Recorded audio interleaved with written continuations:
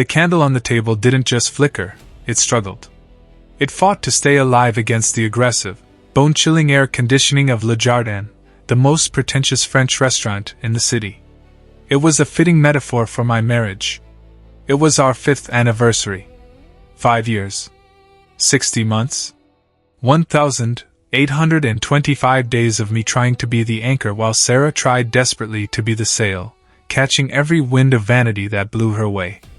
I looked across the table. The white tablecloth was pristine, starch-stiff, blindingly bright under the crystal chandeliers.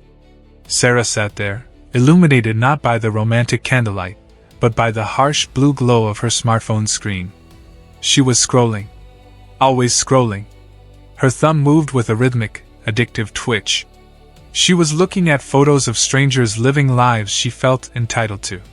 She was wearing a dress I couldn't pronounce the designer of, something made of black silk that clung to her body. On her wrist, she wore a diamond tennis bracelet. Around her neck, a pearl choker.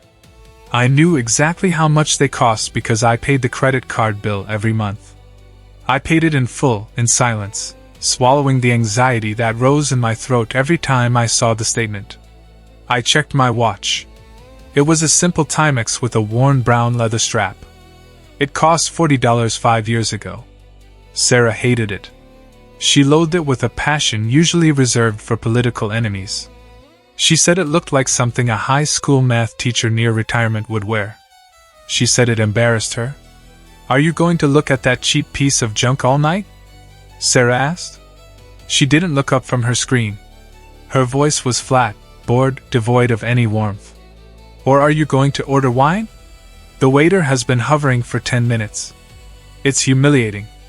"I'm waiting for the waiter to come back, Sarah," I said softly, keeping my voice level. "And we have a budget. We discussed this. The house renovations, the foundation repair." She dropped her phone onto the white tablecloth with a loud clatter that made the couple at the next table jump.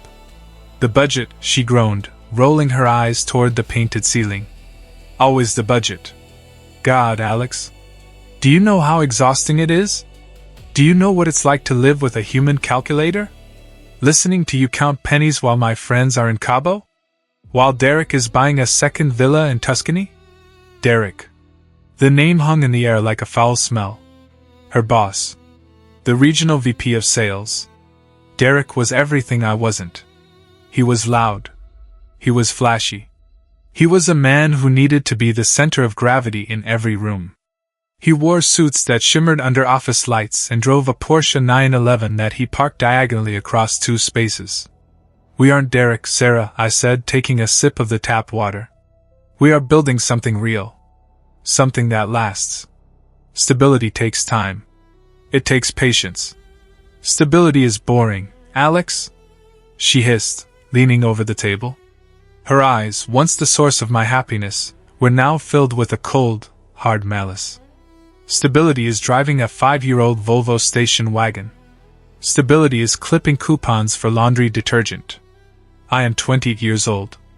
I am in my prime. Look at me. And I am wasting my best years with a man who checks the gas prices on an app before filling up the tank. It's pathetic. The waiter arrived, sensing the tension but professionally ignoring it. He held the wine list like a sacred text. "Ready to order, monsieur?" "We'll have the house red," I started, reaching for the menu. "No," Sarah cut me off sharply. Her hand shot up. "We will have the Chateau Margaux. The 2015. The waiter hesitated. He looked at me, then at her. Even he knew. That was a $600 bottle. It was more than our monthly grocery budget. "Sarah," I whispered, leaning in. "That's rent money. That is reckless."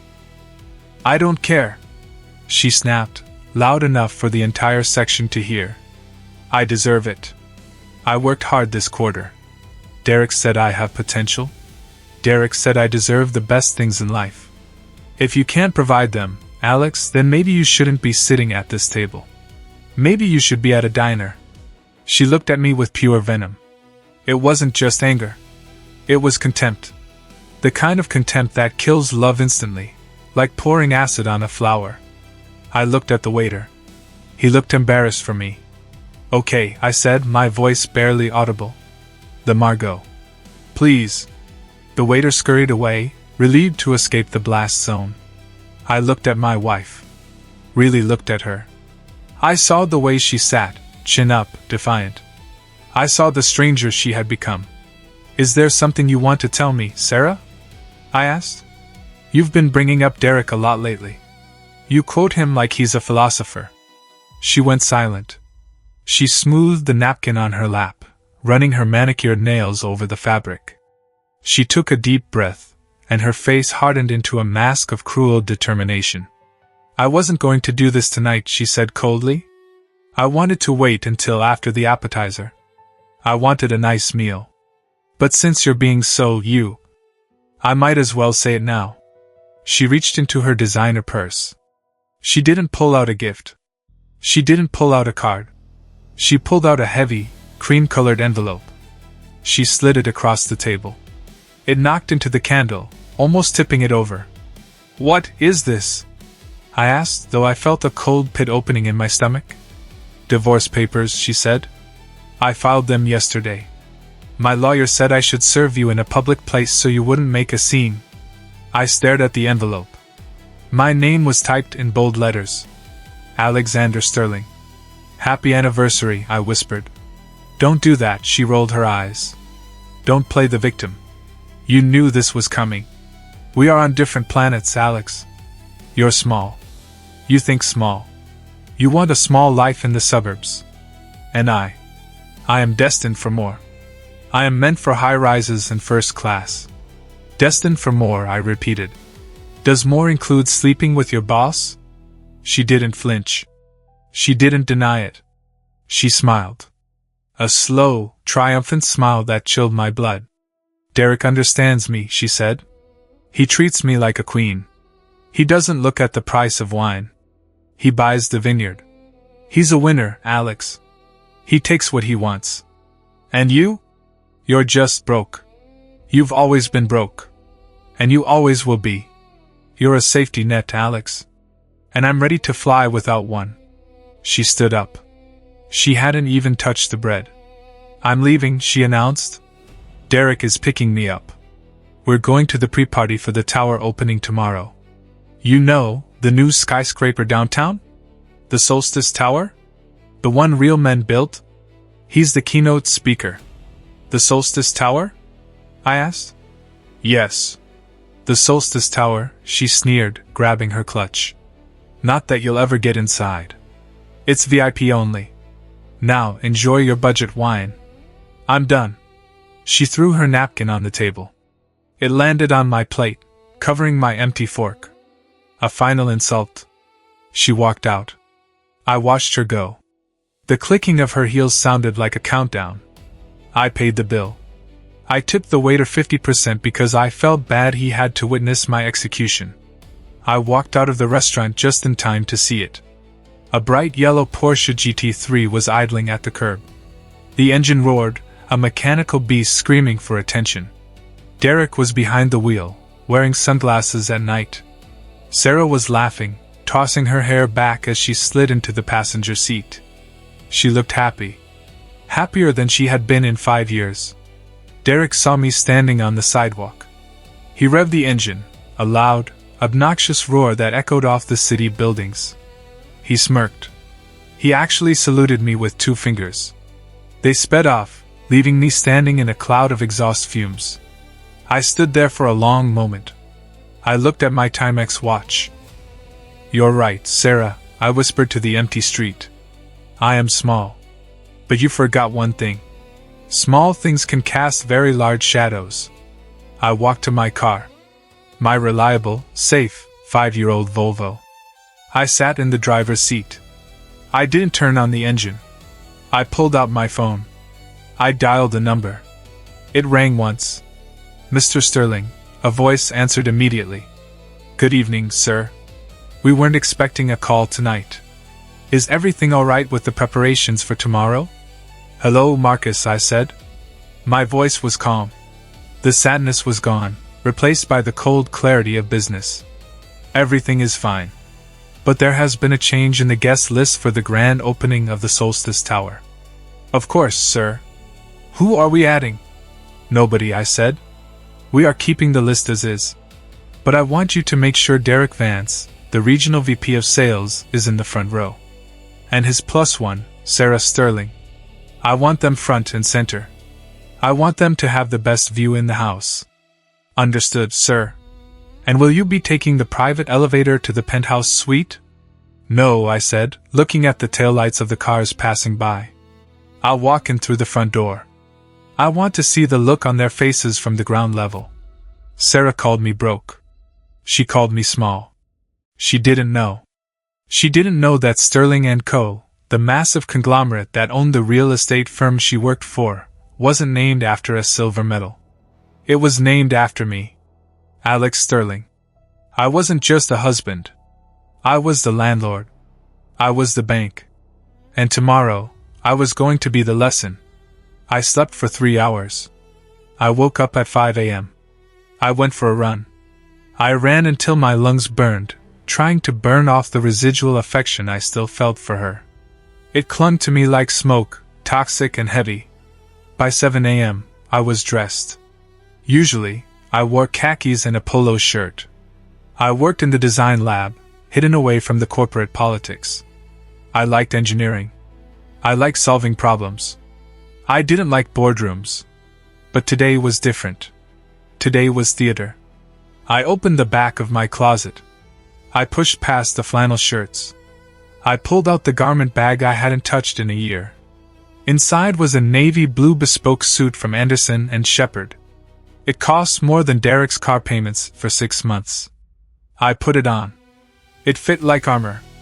I put on the cufflinks, platinum, engraved with the company crest. A phoenix rising. I looked in the mirror. The broke husband was gone. The chairman had arrived. I drove to the city center.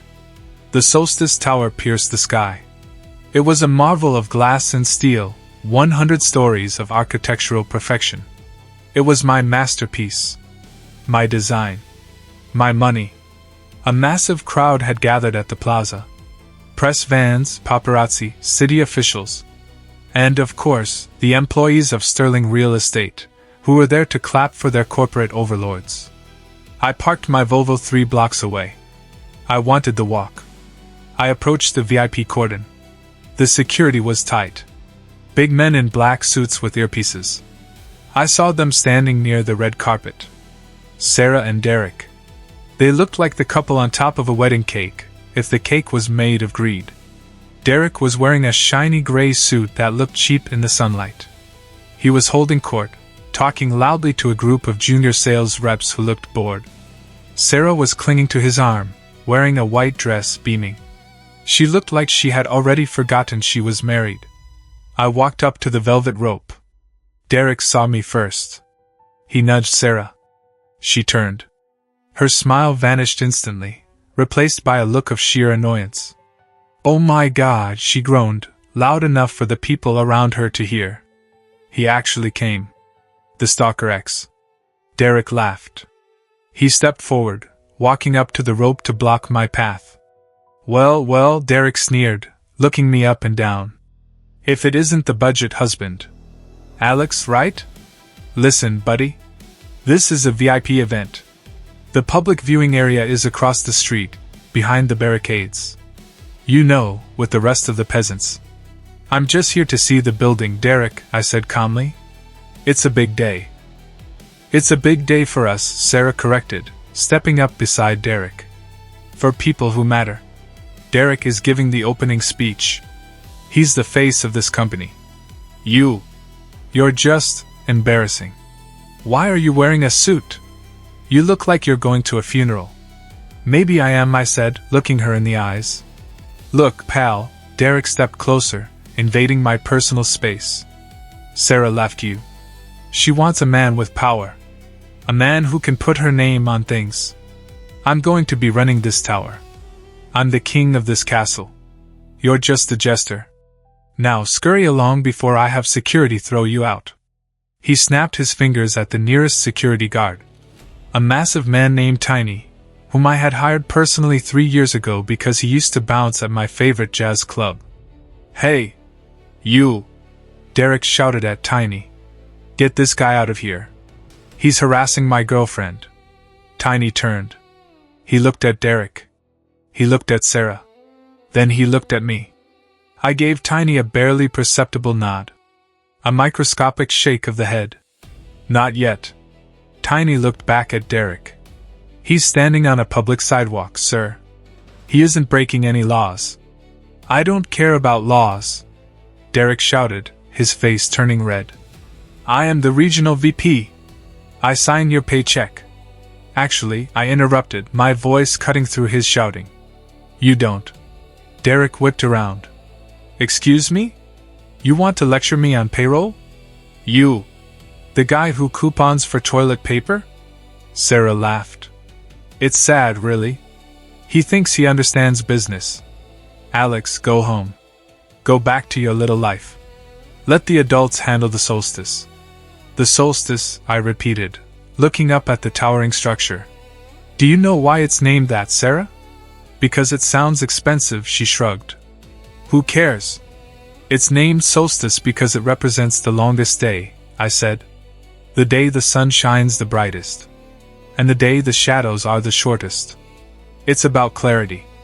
About seeing things for what they really are." I checked my watch. The Patek Philippe. "It's 8:55, I said. "The ceremony starts in 5 minutes. You should probably go inside, Derek. You don't want to be late for your speech."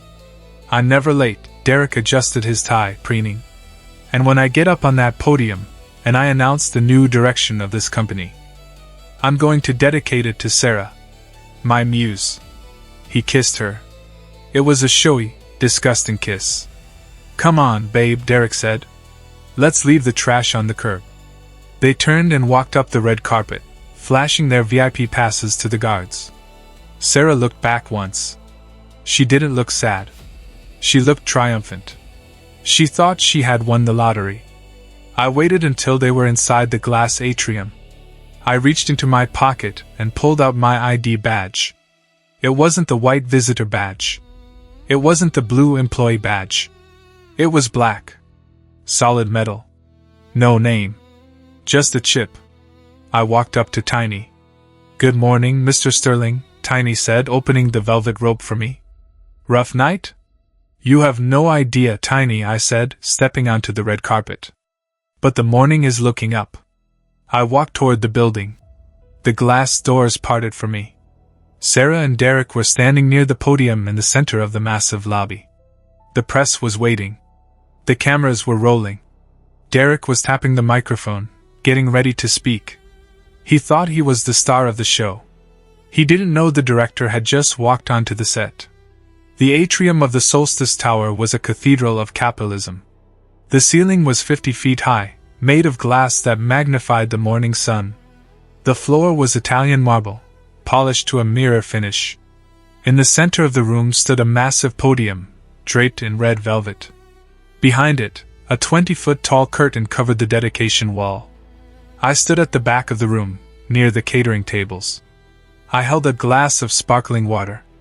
I watched the scene unfold like a director watching a play he had written years ago. The room was packed. 300 of the city's elite. Bankers, investors, politicians. And in the front row, sitting on reserved gold chairs, were Sarah and Derek. Derek was beaming. He was shaking hands, slapping backs, acting like he had laid every brick himself. Sarah was playing the part of the First Lady. She was smiling, nodding, pointing at the chandeliers. She looked radiant. She looked like she belonged. She had no idea she was standing in my living room. A hush fell over the crowd as the lights dimmed. A spotlight hit the podium. "Ladies and gentlemen," the announcer boomed. "Please welcome the Regional Vice President of Sales, Mr. Derek Vance." Applause. Polite, but enthusiastic enough to feed Derek's ego. Derek jogged up the steps to the stage. He adjusted the microphone. He looked out at the crowd. He paused for effect, practicing the visionary gaze he had probably rehearsed in the mirror that morning. "Thank you," Derek said, his voice echoing off the glass walls. Thank you all. When I look around this room, I don't just see a building. I see a legacy. I see what happens when men of vision dare to dream big. He looked down at Sarah. She clasped her hands to her chest, looking up at him with adoration. They told us we couldn't do it, Derek continued, lying effortlessly. The market was down. The skeptics were loud. There were people. He paused, scanning the back of the room until his eyes locked on me. He saw me standing there in my suit. He smirked. There were people who said we should play it safe, Derek said, diverging from his prepared speech to take a jab at me. Small people. People who are afraid of risk. People who count pennies while we count millions. The crowd chuckled. Sarah turned around in her chair. She followed Derek's gaze. She saw me. Her face twisted in annoyance. She whispered something to the security guard standing next to her row. She pointed at me. She was trying to have me removed. Again. But we didn't listen to the small voices, Derek boomed, getting louder. We pushed forward. We built the solstice to be a beacon. A symbol that success belongs to the bold. To the winners. He spread his arms wide, soaking in the applause. And today, Derek announced, I am proud to officially open this tower. As the leader of this project, it is my honor to unveil the dedication plaque. A symbol of who really owns this city. He gestured to the massive curtain behind him. But before I do, Derek smiled, leaning into the mic. I see we have an uninvited guest in the back. Security? Can we please escort the gentleman in the blue suit out? We want to keep the photos clean. The room went silent. Every head turned to look at me. 300 people staring. Sarah looked smug. She crossed her arms. She was enjoying this. This was her final victory. Her rich, powerful boyfriend was kicking her broke husband out of the palace. 2 security guards started walking toward me. Not tiny. 2 new guys. I didn't move. I didn't flinch. I took a sip of my water. I set the glass down on a high-top table. Then I started walking. Not toward the exit. Toward the stage. Sir, you need to leave, one guard said, reaching for my arm. Don't touch him, a voice thundered from the side of the stage. It was Mr. Henderson, the 70-year-old CFO of the parent company. A man Derek was terrified of. Henderson walked out from behind the curtain. He looked furious. Mr. Henderson? Derek asked, confused, his hand hovering over the mic. I was just handling a heckler. A disgruntled ex-husband of my guest. Heckler? Henderson repeated, his voice amplified by the lapel mic he was wearing. You idiot. Derek blinked. Excuse me? I kept walking. I reached the front row. I stopped right in front of Sarah. She looked up at me. Alex? What are you doing? You're making a scene. Get out before you get arrested. I like the dress, Sarah, I said calmly. It matches the lobby. I should know. I picked the marble. What? She frowned. I walked past her. I walked up the stairs to the stage. Derek stepped back, looking at security. Why isn't anyone stopping him? This man is trespassing. I walked up to the podium. Derek tried to block me with his shoulder. Get off my stage, Derek hissed. Your stage? I asked. I reached into my pocket. I pulled out the black metal ID card. I tapped it against the sensor on the podium. Beep. System access, chairman level. Voice recognition, active. The massive screen behind us flickered. The Sterling Real Estate logo, a generic placeholder, vanished. It was replaced by the true corporate crest. The Phoenix. The same one on my cufflinks. And underneath it, in massive gold letters, a Sterling and CO. Development. Derek stared at the screen. He looked at the logo. He looked at me. Sterling? He whispered. Like the bank? The holding company?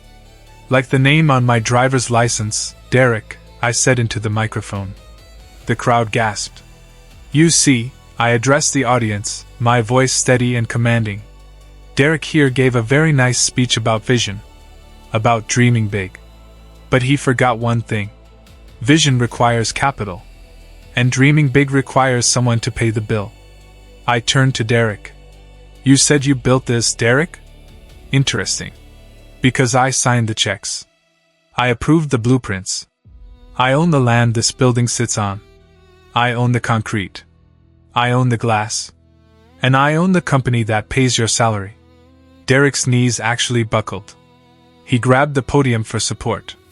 No, he stammered. No. That's impossible. You drive a Volvo. You. Sarah said you were broke. I looked down at Sarah in the front row. She was frozen. Her face had gone completely pale. All the blood had drained from her cheeks, leaving her looking like a wax statue.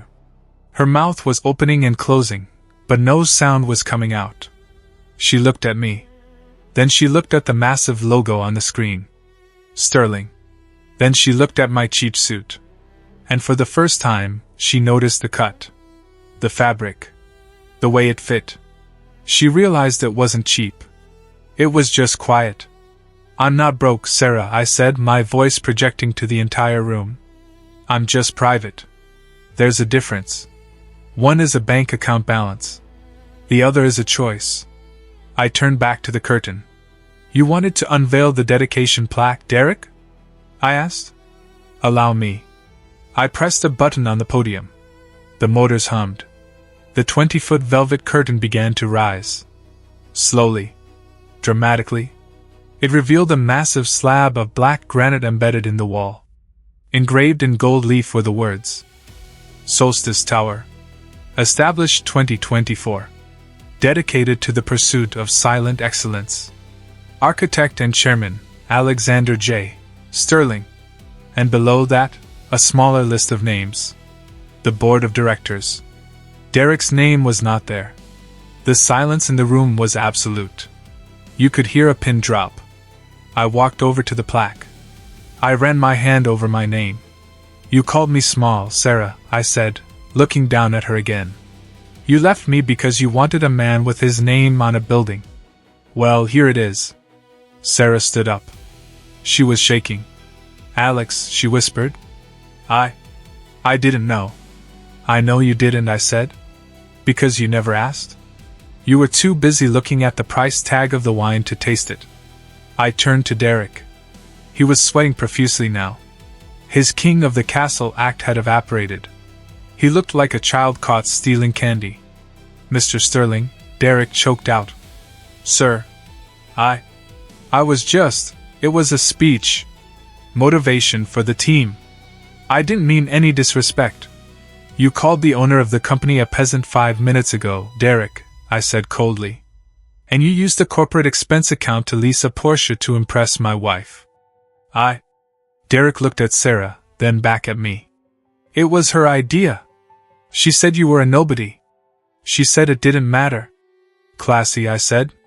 Throwing her under the bus to save your job. Save my job? Derek asked, hope flickering in his eyes. So, I'm not fired? I smiled. It was the only time I smiled that day. Oh, Derek, I said softly. I'm not going to fire you. Derek exhaled. Thank you, sir. Thank you? I promise I will. I'm going to evict you, I corrected. What? This building, I gestured around. It houses the new headquarters.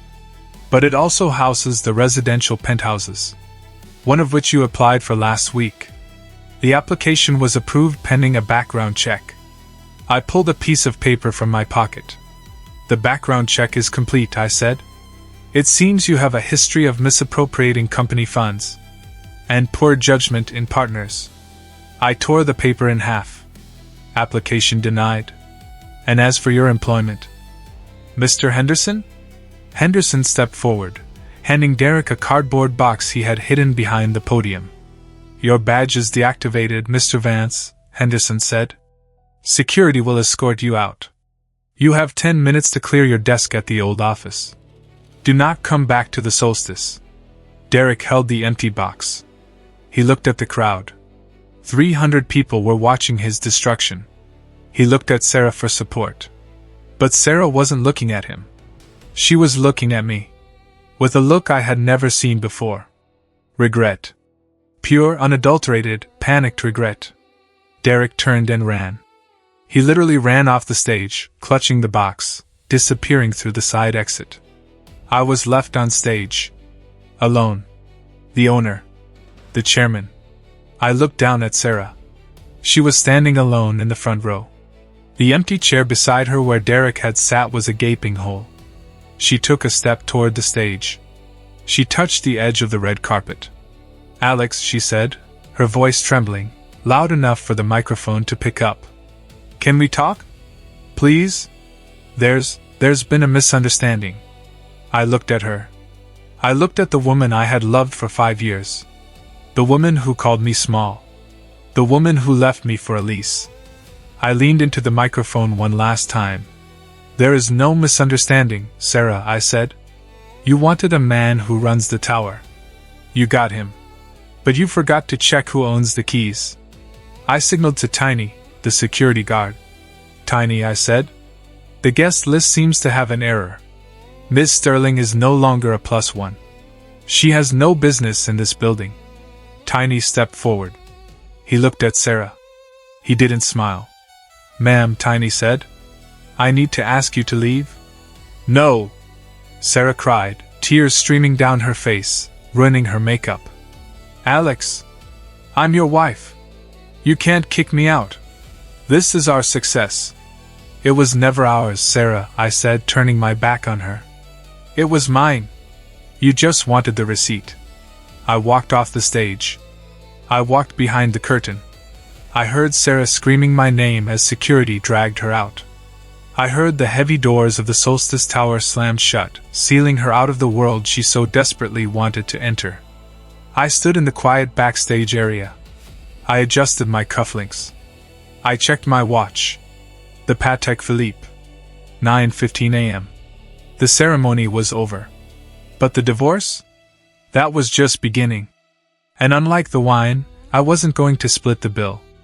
The conference room at Harrison, Ford and Associates smelled of lemon polish, fresh coffee, and impending doom. It was 1 week after the Solstice Tower opening. I sat at the head of the granite table. I wasn't wearing the bespoke suit today. I was back in my khakis and a simple button-down shirt. The broke look. But now, everyone in the room knew the net worth behind the cotton. Sarah sat opposite me. She looked tired. The radiant glow from the gala was gone, replaced by blotchy skin and eyes that darted around the room like a trapped animal. Next to her was a lawyer she had likely found on a billboard, a man named Mr. Blart who wore an ill-fitting brown suit. My lawyer, Arthur, placed a thick stack of documents on the table. "So," Arthur began, his voice dry as dust, "we are here to finalize the dissolution of the marriage between Alexander Sterling and Sarah Sterling. Mrs. Sterling has filed a petition for equitable distribution of assets. Specifically, she is asking for 50% of Mr. Sterling's holdings in Sterling and Company." Sarah straightened up. She found a scrap of her old arrogance. "It's the law," she stated, looking at me. "We were married for 5 years. California is a community property state. I am entitled to half of everything you build during the marriage. Half the tower. Half the company. Half the accounts. I put up with your cheap lifestyle for 5 years, Alex. I suffered through the coupons and the old Volvo. Now I want my back pay." I didn't say anything. I just watched her. It was fascinating, really.